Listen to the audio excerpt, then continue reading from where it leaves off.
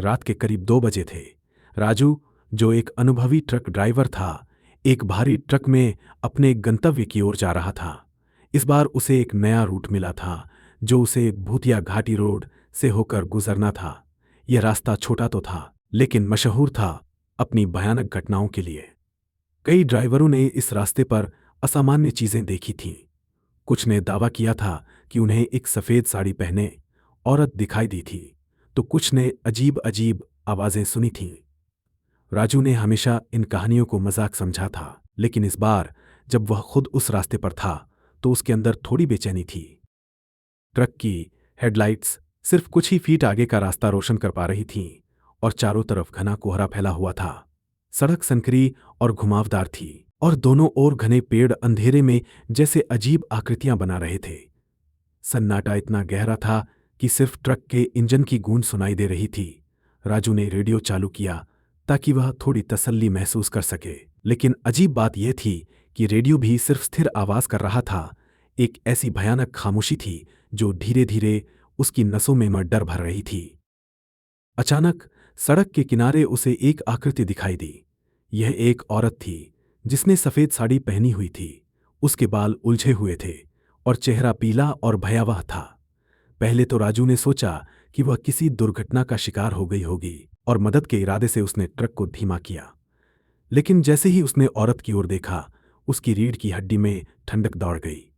वह औरत बिल्कुल न हिली, न कुछ बोली, बस ठंडी, खौफनाक आंखों से उसे देखती रही।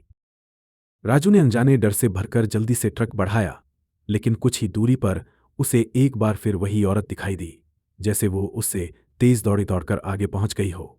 इस बार उसका चेहरा ज्यादा भयानक था और उसकी आंखें अजीब तरीके से लाल चमक रही थीं। राजू का दिल जोर जोर से धड़कने लगा। उसने नजरें फेर लीं और ट्रक को और तेज कर दिया। थोड़ी दूर चलने के बाद उसने महसूस किया कि ट्रक के अंदर ठंडक बढ़ती जा रही थी, जैसे कोई अदृश्य ताकत उसके पास आ रही हो। अचानक उसे लगा कि कोई पीछे की सीट पर बैठा है। डर के मारे उसने शीशे में देखा और उसके होश उड़ गए। वही औरत उसकी पीछे की सीट पर बैठी थी। उसका चेहरा खाली, भावहीन और उसकी आंखें डरावनी चमक के साथ उसे घूर रही थीं। उसके होंठ हल्के से हिले और एक धीमी आवाज निकली, मुझे घर छोड़ दोगे? राजू का पूरा शरीर सुन्न हो गया। उसकी हिम्मत नहीं हुई कि वो कुछ बोले या पलटे। उसकी नज़र सड़क पर टिक गई और उसने एक गहरी सांस लेते हुए ट्रक की स्पीड को और बढ़ा दिया। मगर तभी उसे एक और डरावनी बात महसूस हुई। उसकी स्टीयरिंग मानो उसके हाथ से छूटती जा रही थी। स्टीयरिंग पर उसकी पकड़ धीरे धीरे कमजोर पड़ रही थी और ट्रक मानो किसी और के काबू में हो गया था। उसकी हिम्मत जवाब दे चुकी थी। उसने पीछे मुड़कर नहीं देखा और बस किसी तरह उस खौफनाक रास्ते से निकलने की कोशिश करने लगा। लेकिन अचानक से ट्रक के चारों ओर से ठंडी हवा बहने लगी और उसे ऐसा लगा जैसे कोई उसके कानों में बुदबुदा रहा हो।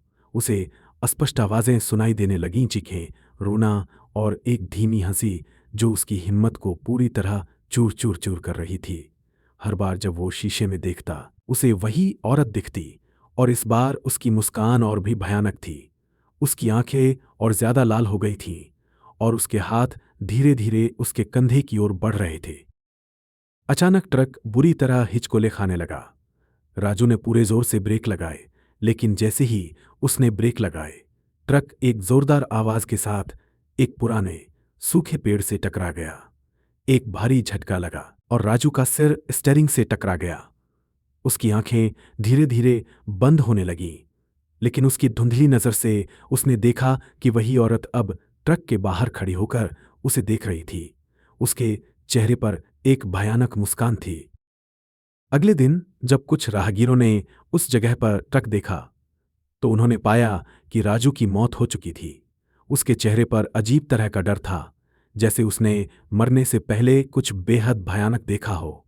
उसके साथ क्या हुआ था, यह किसी को नहीं पता, लेकिन कुछ ने यह दावा किया कि उन्हें वहां से गुजरते समय किसी औरत की परछाई सड़क के किनारे खड़ी दिखाई देती है और कई ड्राइवरों का कहना है कि उन्होंने उसके कानों में एक धीमी आवाज सुनी है, क्या तुम मुझे घर छोड़ दोगे? कहते हैं कि भूतिया घाटी से गुजरने वाले ट्रक ड्राइवरों को वह औरत आज भी दिखाई देती है और जो उसे नजरअंदाज करता है वह कभी वापस नहीं लौटता।